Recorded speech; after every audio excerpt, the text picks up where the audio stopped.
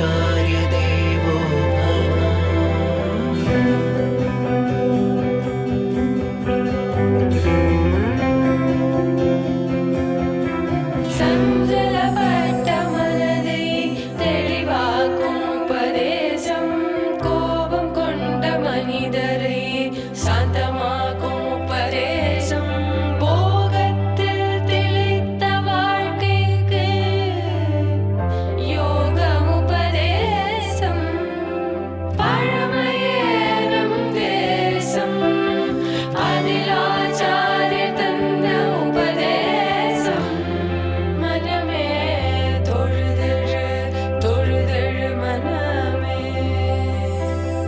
मातृदेवो भव, पितृदेवो भव, आचार्य देवो भव।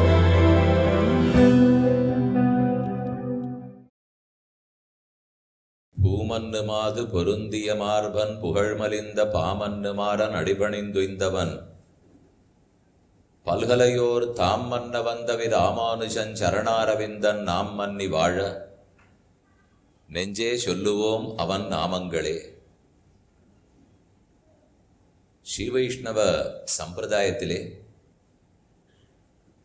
ராமானுஜர் என்னும் மகாச்சாரியர் சுமார் 1000 ஆண்டுகளுக்கு முன்னே இப்பூவுலகத்தில் அவதரித்தார். பாரத தேசத்தை விளங்கச் செய்தவர்கள் முக்கியமாக 3 ஆச்சாரியர்கள்.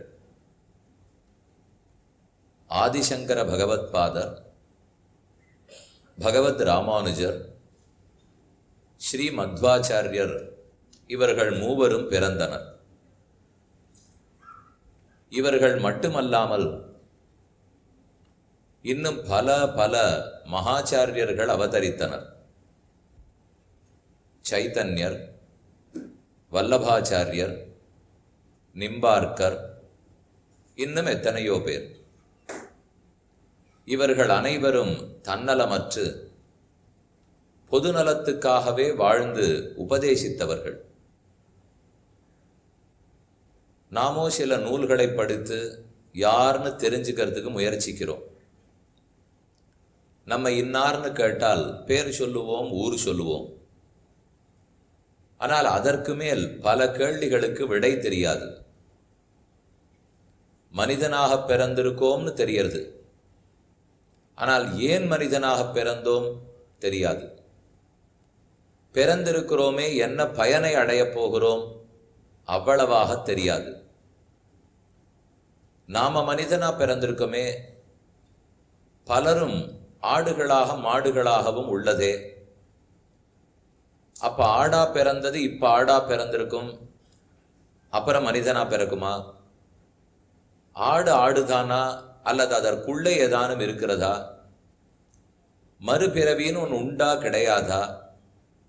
மனித பிறவியை எதற்காக எடுத்திருக்கோம்? இதெல்லாம் அப்படியே நமக்கு சற்று ஓய்வு இருக்கும்போது ஞாபகத்துக்கு வரும். காலையிலேருந்து ராத்திரி வரைக்கும் வேலைக்கு ஓடிட்டு இருக்கிறச்சே இந்த நினைவு வராது. எப்பவானு ஓய்ந்து உட்காண்டிருக்கிறச்சே நாம் என்னதான் பண்ணிட்டு இருக்கோம் அப்படிங்கிறது தோணும். அப்போ இதை போல கேள்விகள்லாம் வரும். அந்த சனிக்கிழமையோ ஞாயிற்றுக்கிழமையோ கொஞ்சம் நேரம் இருந்து ஆறான்னு இதை பற்றி தெரிந்தவர்கள்ட்ட போய் கேட்டுண்டால் லாபம். இல்லை அந்த சனி ஞாயர் எனக்கு ஜுரமோ ஜலதோஷமோ இருந்து வெளியில் போக முடியாத படுத்தினால் திங்கக்கிழமை மறுபடியும் பழைய ஓட்டம். அதனால் இந்த கேள்வி மறந்தே போயிடும், மறைஞ்சே போயிடும். உள்ளூர் இந்த கேள்வி இருக்கிறது உண்மைதானே. நாம் மனிதனாக பிறந்திருக்கமே, அதோ வாசலில் ஒரு ஆடு போகிறது, ஆடும் சாப்பிட்றது, ஆடும் தூங்கிறது, ஆட்டுக்கும் நோய்வாய்ப்படுறது, ஆடும் கல்யாணம் பண்ணிக்கிறது, ஆடும் குழந்தை பெறுறது. ஆக மொத்தத்தில் நாம் பண்ணுற நிறைய விஷயத்தை ஆடும் பண்ணுறது. அப்போ நானும் ஆடும் ஒன்றா? இல்லையே, ஆடுக்கு சிந்திக்க தெரியாது. இல்லையே, அதுக்கு பசி தெரியறதே, அதுக்கும் கோபம் வருதே, அதுக்கும் சிங்கம் வந்ததுன்னா பயம் வருதே. அப்போ மனிதனிடத்தில் இருக்கிற பல உணர்வுகள் ஆட்டினிடத்திலையும் மாட்டினிடத்திலையும் உள்ளன. ஆனால் ஏதோ இல்லை, அதனால தான் அது ஆடாக இருக்குது. அப்போ அதுவும் நாம் பண்ணுற பலதையும் பண்ணுறது. ஆனால் அது அடிபட்டால் யாரும் கவலைப்படுறதில்லை. நானும் அது பண்ணுறதைத்தான் பண்ணிட்டு இருக்கேன். ஆனால் நான் அடிபட்டா மட்டும் பெரிய ஆபத்தாருதே. எதனால்? ஏதோ ஒரு வேறுபாடு இருக்கணும் இல்லையோ. அப்போ நாம் சொல்லுவோம், அதுக்கு 5வது அறிவு இருக்குது, 6வது அறிவு இல்லை. நம்ம மனிதர்களுக்கெல்லாம் இத்தனை அறிவுகள் இருக்குது. சிந்திக்கிற சக்தி உண்டு. எனக்கு பசிக்கிறதுன்னு தெரியறது, பொறுத்துக்கணும்னு தெரியும். பயம் வருது, பயத்தை போக்கிக்கிறதுக்கு என்ன பண்ணணும்னு தெரியும். ஆனால் அந்த ரீதியில் ஆட்டுக்கும் மாட்டுக்கும் சிந்திக்க தெரியாது. அதுக்கு பசி வரும், சாப்பிடணும்னு தெரியுமே தவிர நாளைக்கு பசி வந்தால் சாப்பிட்றதுக்கு சேமித்து வச்சுக்கணும் என்று ஆட்டுக்கு தெரியாது.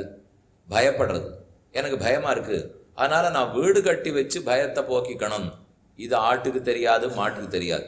எனக்குத்தான் பயமாக இருந்தால் 2 பேரை துப்பாக்கியோட காவலாளிகளை போட்டுக்கணும், அந்த நினைவு எனக்கு தான் வரும்.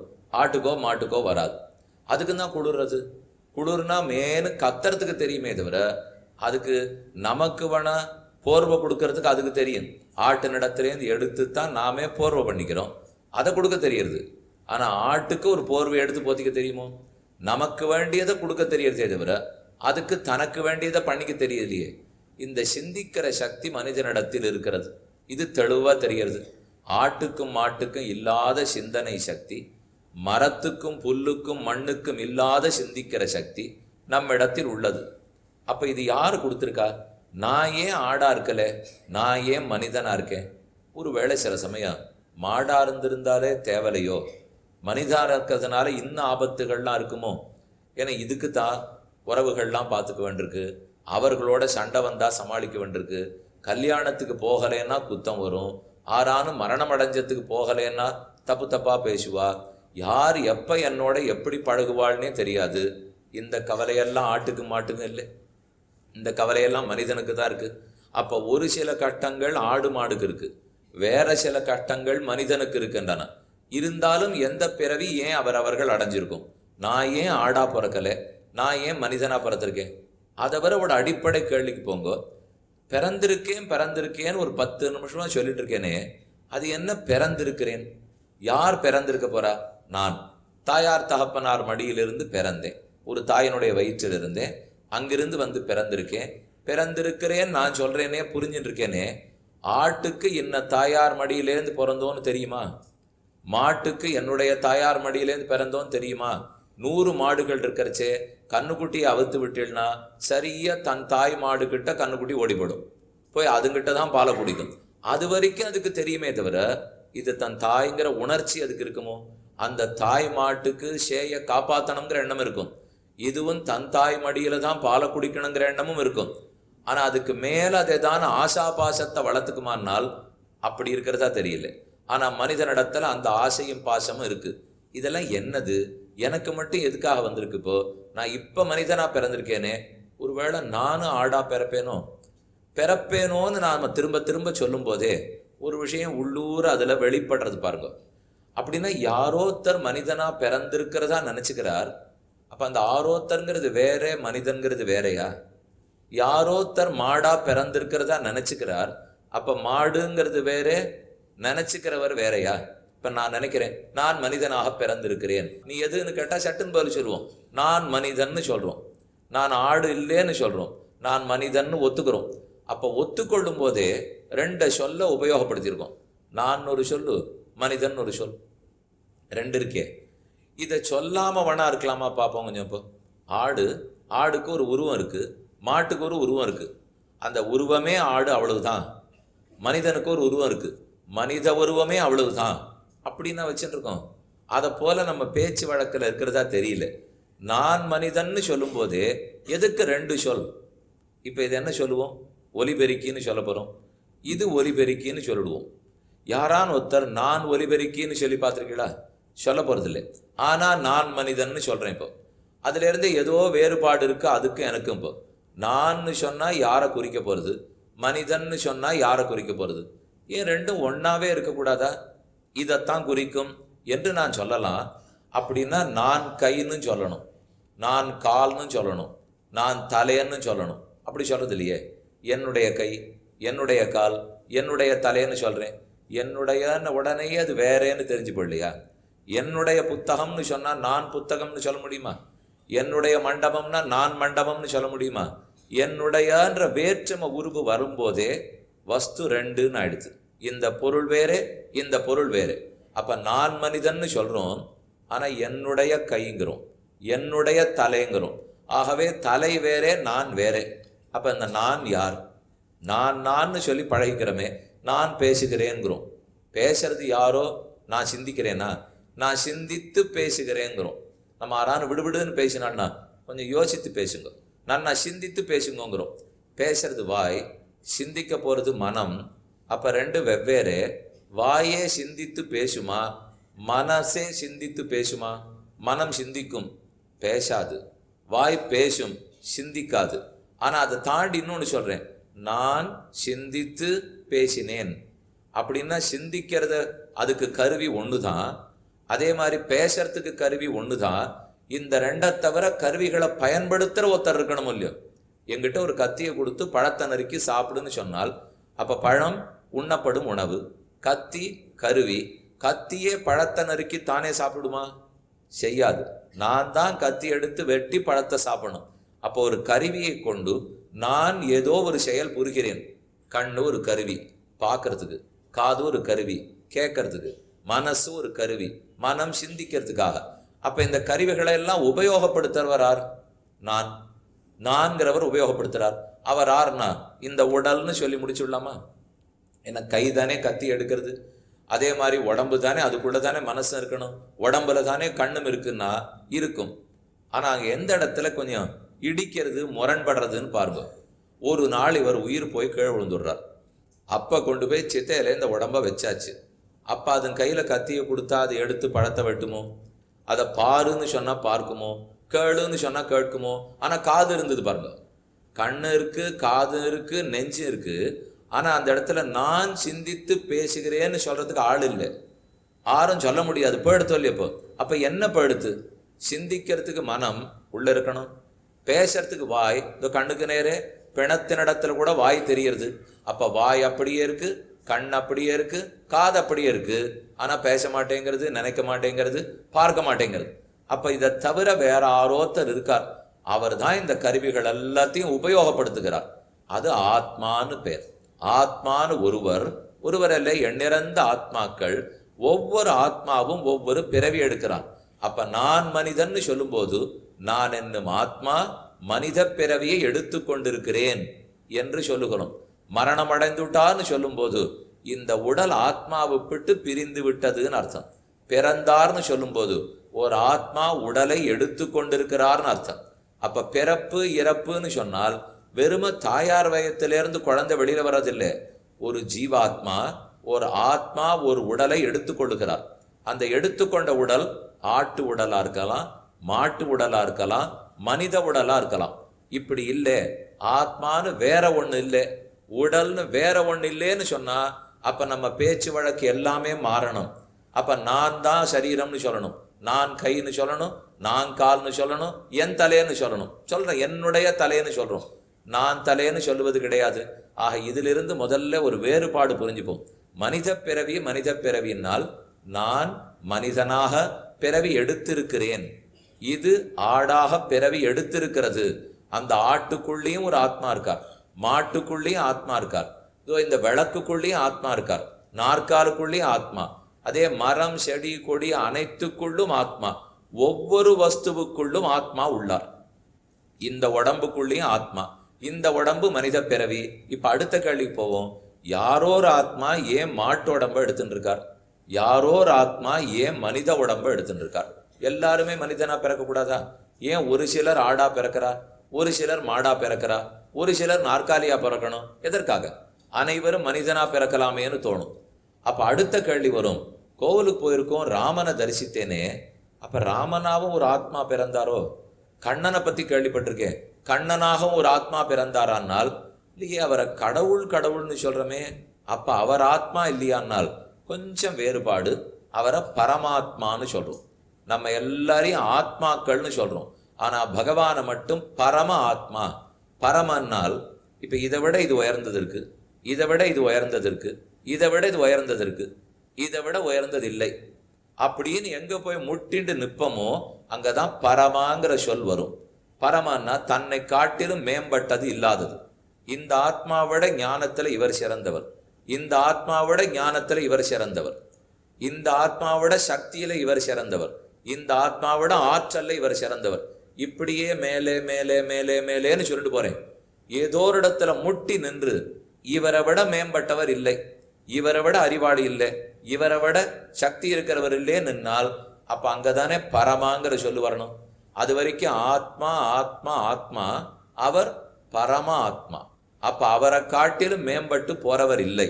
அந்த பரமாத்மாவுக்கும் மற்ற ஆத்மாக்களுக்கும் ஏதோ வேறுபாடு இருக்கணும். ஸ்ரீனிவாச பெருமாள் ஒருத்தர் இருக்கார், 1,00,000 பேர் 125 கோடி பேர் பாரத தேசத்திலே இருக்கும், 900 கோடி மக்கள் மொத்தம் உலகத்தளவில் இருக்கா, எல்லாரும் ஆத்மா.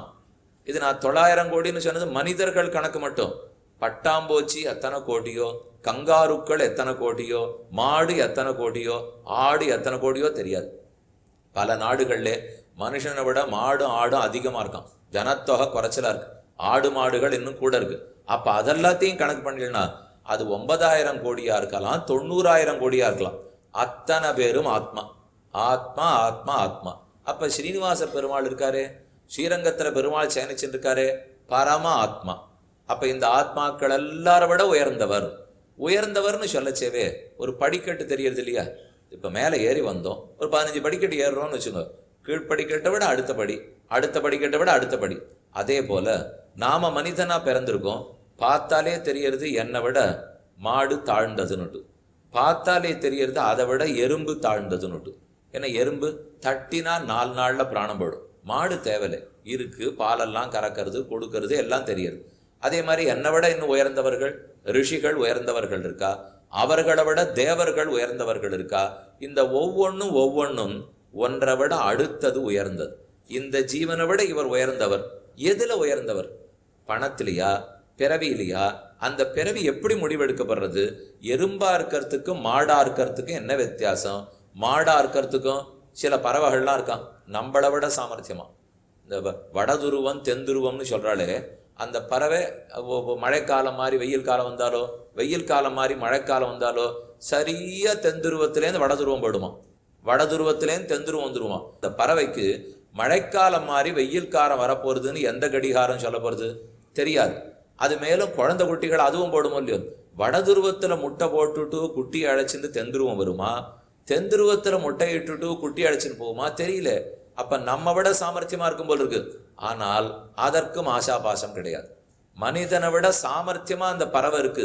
கைகாட்டி மரம் இல்லாத 10,000 மைல் பறக்கிறது, தென்துருவத்திலேருந்து வடதுருவம் போறது, நேரம் காட்டுற கடிகாரமே இல்லாத ஒழுங்கா வேலை செய்யறது. ஆனா அதை மனித பிறவின்னு ஒத்துணுடுவாளானால் ஒத்துக்க மாட்டா. இந்த பிறவி ஏற்றம்தான். மனிதன் எத்தனையோ பண்ண முடியறது, ஆனா தெய்வங்களுக்கு அதை விட ஏற்றம்னு சொல்றோம். இந்திரனுக்கு இருக்கிற பெருமை நமக்கா? வருணனுக்கு பெருமை, குபேரனுக்கு பெருமை. நாம ஆறானு பணம் வேணும்னா குபேர யந்திரம் வாங்கி வச்சுடுறோம். அவர் ஆக்குவானம் பண்ணி அவருக்கு வேண்டிய பூஜை எல்லாம் பண்ணா குபேரன் தனம் கொடுப்பாருங்கிறோம். நானும் பார்த்ததில்லை, நீங்களும் பார்த்ததில்லை. யாரானு இப்ப குபேரனை கண்ணால பார்த்திருக்கோமா? நம்மூர் பெருமாளை கூட பார்த்திருக்கோம், நிச்சயமா குபேரனை நம்ம யாரும் பார்த்ததில்லை. வருணதேவன் ஜாகிரதையா மழை பெஞ்சு விட்டாருன்னா உபன்யாசத்துக்கு வருவாளோ மாட்டாளோ அவரவர்களுக்கு பயம். ஆனா யாரும் வருணதேவனை பார்த்ததில்லை. இருக்கிறாருன்னா மழையை கொட்ட வைக்க அவரால் முடியறது, என்னால முடியாது. அப்ப இதை விட அவருக்கு சக்தி அதிகம் தானே. ஐராவதம் யானை மேல ஆகாசத்துல போக முடியுது இந்திரனாலே, என்னை விட அவருக்கு சக்தி தானே. ஆகவே பல பல படிக்கட்டுகள்ல ஆத்மாக்கள் இருக்கிறதா தெரியுது. எறும்புக்குள்ள ஆத்மா, மாட்டுக்குள்ள ஆத்மா, பறவைக்குள்ள ஆத்மா, மனிதனுக்குள்ள ஆத்மா, தேவதைக்குள்ள ஆத்மா, இத்தனை இருக்கார். மனிதர்களுக்குள்ளேயே ஒரே மாதிரி எல்லாரும் இருந்துடுறாளான்னா, பறவைகள்னு சொன்னால் அதுல வெவ்வேறு இனம். இந்த பறவைக்கு தத்தி தான் போக தெரியும், அந்த பறவைக்கு 100 அடி தான் பறக்க தெரியும், இந்த பறவைக்கு 10,000 மைல் தூரம் கூட பறக்கிறதுக்கு தெரியும். பறவைகளுக்குள்ளே வேறுபாடு இருக்கே, அதை போல மனிதர்களுக்குள்ளேயும் வேறுபாடு இருக்கு. இப்போ இவனுக்கு இவ்வளவு படிப்பு வந்திருக்கு, அவருக்கு அவ்வளவு படிப்பு வருது, இவர் நன்னா சிந்திக்க தெரியும், இவருக்கு சிந்திக்க தெரியாது, இவருக்கு முதுகுவலி இருக்கு, இவருக்கு முதுகுவலி இல்லை, எத்தனையோ இருக்கே. நாம் எடுத்த மனித பிறவிக்குள்ளும் வேறுபாடு, பறவை பிறவிக்குள்ளும் வேறுபாடு. அதெல்லாம் எதனால வருது? இப்போ மொத்தமா பறவைகள்னா ஒரே மாதிரி இருக்கட்டும், மிருகங்கள்னா ஒரே மாதிரி இருக்கட்டும், மனிதர்கள்லாம் ஒரே மாதிரி இருக்கட்டும்னு அப்படி இல்லையே. மனிதர்களுக்குள்ள ஆண் வேறே பெண் வேறே, மனிதர்களுக்குள்ள உயரமா இருக்கிறவன் குள்ளமா இருக்கிறவன், கருப்பா இருக்கிறவன் வெளுப்பா இருக்கிறவன், இதுக்கெல்லாம் எது காரணம்? இப்போ முதல்ல நமக்கு எது புரியல, அது ஏன் மாடு, நான் ஏன் மனுஷன், இதுக்கே காரணம் தெரியல. மனுஷனுக்குள்ள நான் ஏன் உயரமான மனுஷன், இவர் ஏன் குள்ளமான மனுஷன் தெரியல. அவர் ஏன் கருப்பானவர், நான் ஏன் வெளுப்பு தெரியல. இவன் பணக்காரன், இவன் ஏழே தெரியல. இந்த இத்தனை வேறுபாடுகளுக்கும் காரணம் தெரியுதோ இல்லையோ? ஏதோ காரணம் இருக்கணும்னு மட்டும் தெரியறதா? காரணமே இல்லாத ஒன்று நடக்குமா சொல்லுங்க? அப்படி இருக்காது. ஏதோ மழை பெஞ்சிருக்குன்னா காரணம் இருக்கணும். அப்பெல்லாம் சரியா மழை பெய்யும், இப்படிலாம் கொட்டெல்லாம் கொட்டாது. 10 வருஷமா இல்லாத மழை சேர்த்து கொஞ்ச நாளாக இப்போ பெஞ்சிருக்குன்னா கேட்டால் விஞ்ஞானிகள் சொல்லுவா, நாம் எல்லா இடத்துலையும் வெப்பத்தை கிளப்பி விட்டுட்டோம், கடல் நீர் மட்டம் வசந்துண்டே போகிறது, அதனாலே உலகமே வெப்பமாறதுனாலே இதை போல இஷ்டத்துக்கு தான் இனிமேல் மழை பெய்ய போகிறது. அது அதிவிருஷ்டியாக இருக்கும், இல்லை அனாவிருஷ்டியாக இருக்கும். மாதம் மும்மாரியெல்லாம் பொழியாது. ஆண்டாள் பாசுரத்தில் 3வது பாசுரம் திருப்பாவையிலே, ஓங்கி உலகளந்த உத்தமன் பேர்பாடி நாங்கள் நம் பாவைக்கு சாற்றி நீராடினால் தீங்கெண்ணி நாடெல்லாம் திங்கள் மும்மாறு பெய்யுதுன்னு பாடம். நாம் கேள்விப்பட்டிருக்கிறதெல்லாம் நாடகத்தில் பார்க்குறச்சேவோ திரைப்படத்திலேயோ ஒரு ராஜா மந்திரி இடத்துல கேட்பார், மந்திரி மாதம் மும்மாறி பொழிகிறதா? அவர் பதில் சொல்வார், ஆம் அரசே மாதம் மும்மாறி பொழிகிறது. இதுதானே நம்ம சோழர் காலத்தில் பாண்டியர் காலத்தில் தான் கேள்விப்பட்டிருக்கோம். உடனே ராஜாவுக்கு சந்தோஷமாக இருக்கும், கழுத்தில் முத்து மாலை போட்டுருக்கிறது இப்படி பிடுங்குவார், இந்தா மந்திரி பரிசின்வார், வாங்கிப்படுவார். இவ்வளவு தான் நமக்கு மும்மாறி பொழியறது பற்றி தெரியும்.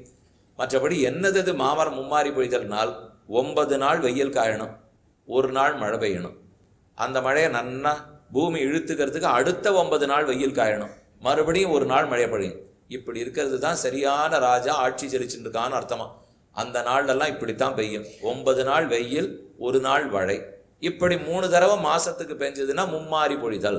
மாறினா மழை, மும்மாறி பொழிதல்னா 3 தடவை பொழிதல். இப்போ அது ஏன்றது நமக்கு தெரியல. அது பெய்யறது இருக்கட்டும், பறவையா இருக்கு, மாடு இருக்கு. நான் எதுக்காக பண்ணியிருக்கேன்? ஏதோ காரணம் இருக்கணுமோ இல்லையோ? மழை பெய்யறது திடீர்னு கொட்டுறதுன்னா காரணம் இருக்கு, எனக்கு வயத்தை வலிக்கிறதுன்னா காரணம் இருக்கு, ஜலதோஷம் பிடிச்சின்றதுன்னா காரணம் இருக்கு, ஒவ்வொன்றுத்துக்கு காரணம் இருக்கு. அதை போல் மாடா பிறக்கிறதுக்கு காரணம் இருக்கா, மனிதனா பிறக்கிறதுக்கு காரணம் இருக்கா?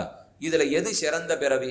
வருணனா பிறக்கிறது சிறந்ததா, வசிஷ்டரா பிறக்கிறது சிறந்ததா, நானா பிறக்கிறது சிறந்ததா, மாடா பிறக்கிறது சிறந்ததா, எறும்பா பிறக்கிறது சிறந்ததா? இது ஒண்ணுமே வேண்டாம். நீர் எல்லாமே அறிவிருக்கிறதாவே சொல்லிட்டு இருக்கீங்க. இந்த ஜமக்காலத்துக்குள்ள நான் போந்து விடுறேன். ஜமக்காலமா கூட பிறக்கலாமான்னால் பிறக்கலாம். ஆத்மா ஜமக்காலத்துக்குள்ளேயும் உண்டு, புடவைக்குள்ளேயும் உண்டு, வேட்டிக்குள்ளேயும் உண்டு, நீங்க போட்டு இருக்கிற கண்ணாடிக்குள்ளேயும் உண்டு, ஒலிபெரிக்குள்ளிக்குள்ளேயும் உண்டு. எதற்குள்ளும் ஆத்மா உண்டு. அப்ப எதுதான் வேறுபடுத்துறது? மனித ஆத்மாவையும், மனித ஆத்மான்னு ஒண்ணு இல்லை, நான் புரியறதுக்காக சொல்றேன். மனித உடல் தான் உண்டு, மனித ஆத்மா கிடையாது.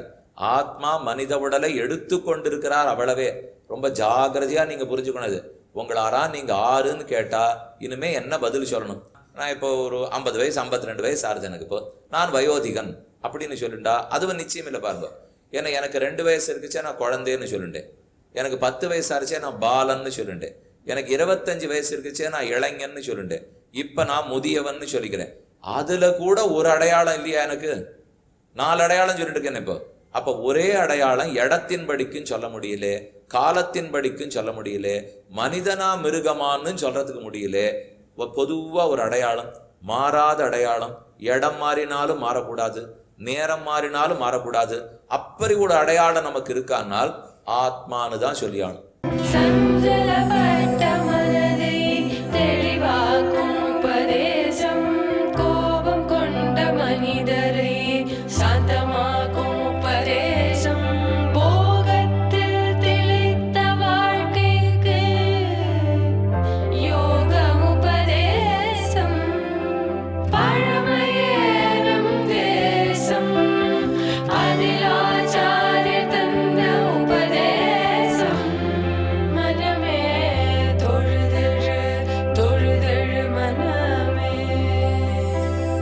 मातृदेवो भव, पितृदेवो भव, आचार्यदेवो भव.